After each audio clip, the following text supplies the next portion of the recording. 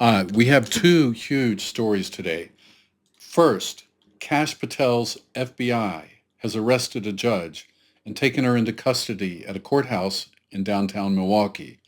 And second, just as alarming as that one, Attorney General Pam Bondi said in an internal Department of Justice memo obtained by Axios today that the DOJ is rescinding its restrictions on most subpoenas for journalists. Both of these stories are chilling, but let's start with the judge. She's accused of interfering in an immigration operation. That would be very serious.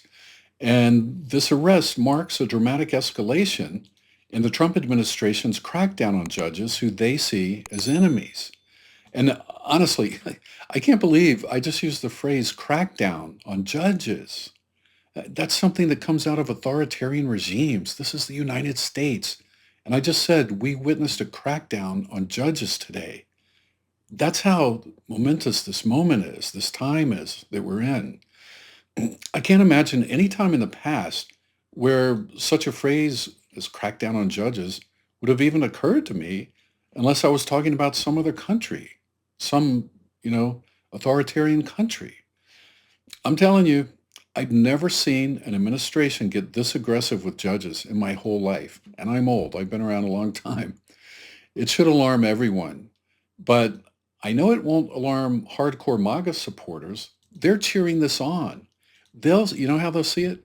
They'll see it as a long-awaited crackdown on liberal judges who are protecting criminals and endangering citizens. And the MAGA crowd they're saying, hey, if she got in the way of law enforcement, then she deserves it. She needs to go. But let me ask you this. I know that I have MAGA listeners because you guys always leave comments, and I appreciate those comments. They're so kind usually. Anyway, here's an important question. How do you know she did what they're accusing her of?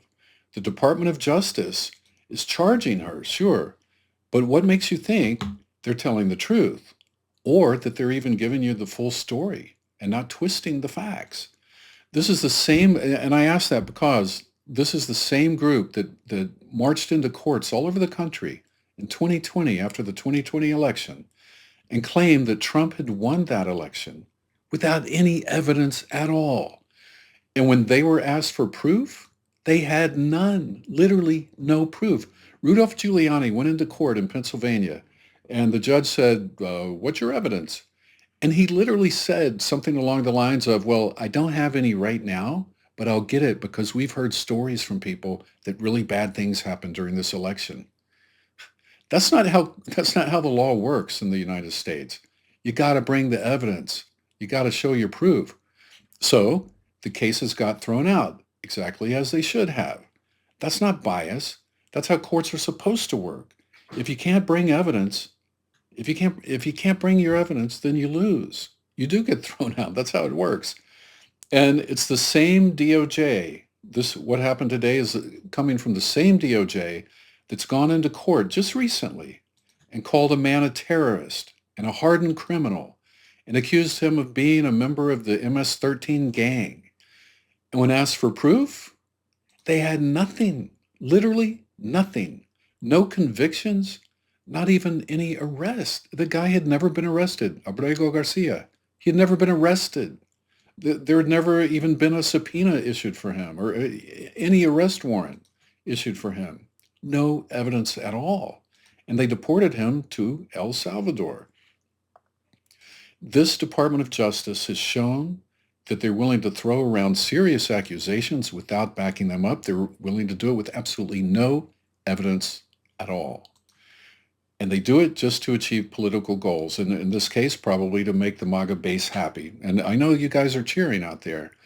So why would you trust them now without hearing the full story? Don't you want to hear the full story first? I do. And let's not forget, this is Kash Patel's FBI that made the arrest. Kash Patel, who's already said he's willing to arrest anyone that they view as an enemy of the state. No, an enemy of the administration, an enemy of the president. Meaning, if you oppose them, that alone makes you a criminal in their eyes. That's the danger, folks. That's the danger we got to wake up to, and it's real. It's not it's not theoretical anymore. It's real now. This should alarm everyone. Now, for the second story, and this one is just as alarming as the first, maybe even more. Attorney General Pam Bondi said in an internal memo obtained by Axios today that the Department of Justice is rescinding its previous restrictions on most subpoenas for journalists.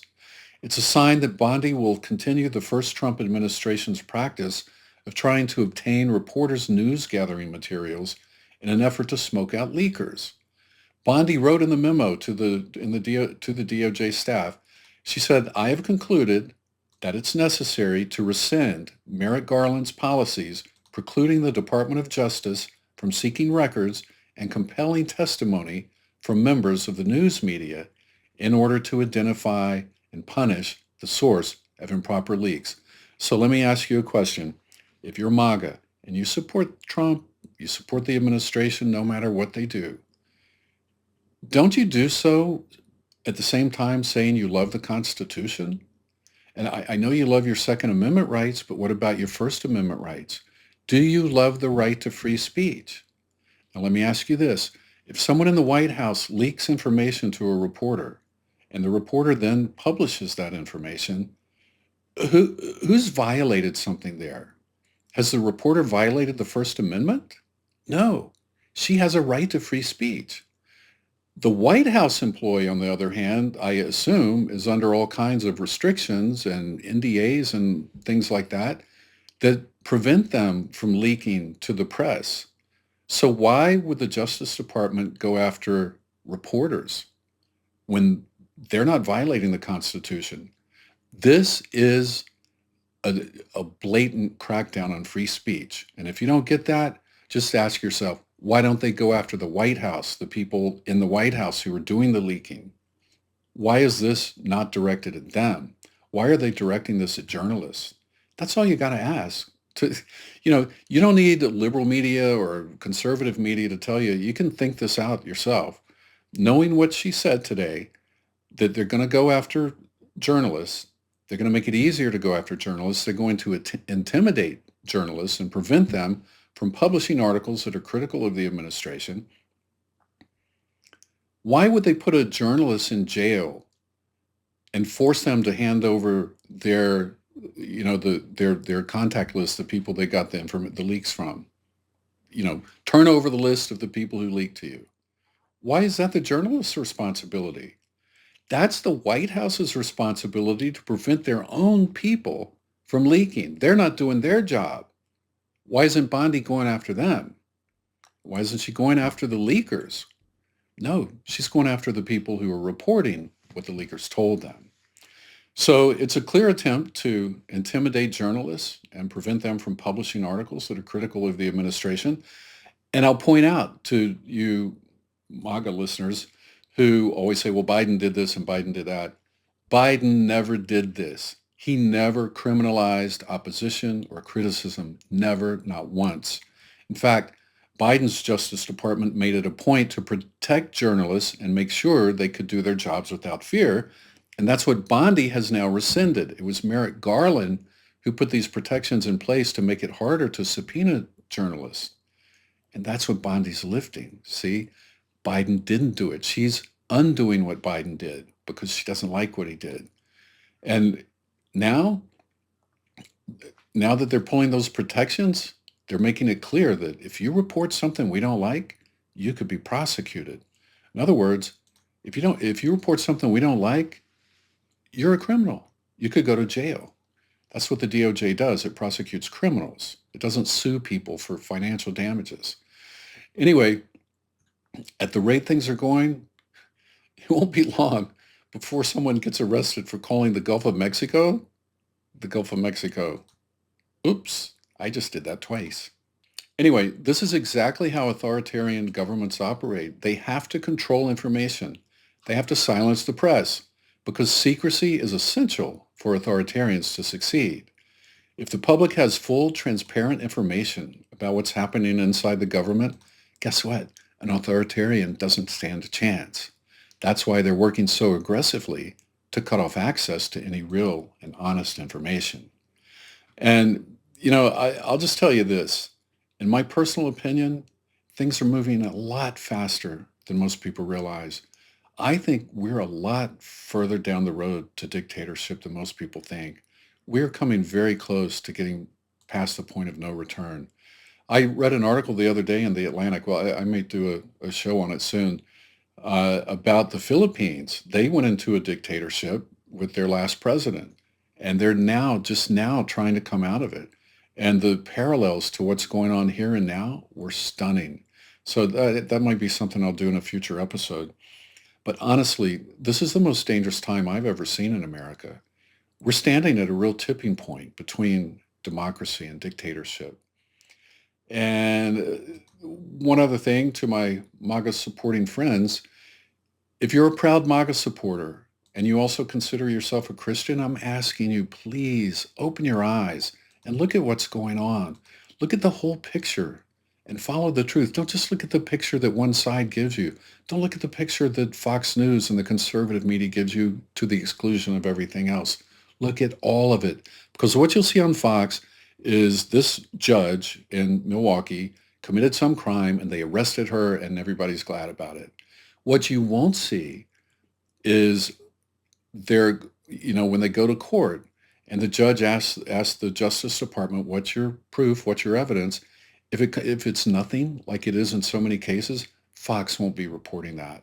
So you need to watch both sides. You need to watch the conservative media, and I'm not saying watch liberal media, but watch mainstream media. I mean, there's far left progressive media. It's different than mainstream media. Watch mainstream. I know you think CNN is terrible and very liberal. It's pretty moderate, actually. It's not conservative, but they have conservative views on. They allow that on. So it's not super, super far left. It's not like propaganda media. I know you think it is, but turn it on and check it out. Even MSNBC, I think, has come a long ways in the last few years as far as, reporting stories accurately and truthfully and getting to the heart of what's really important. Anyway, if you do that, it may lead you away from the man you've put your hope in.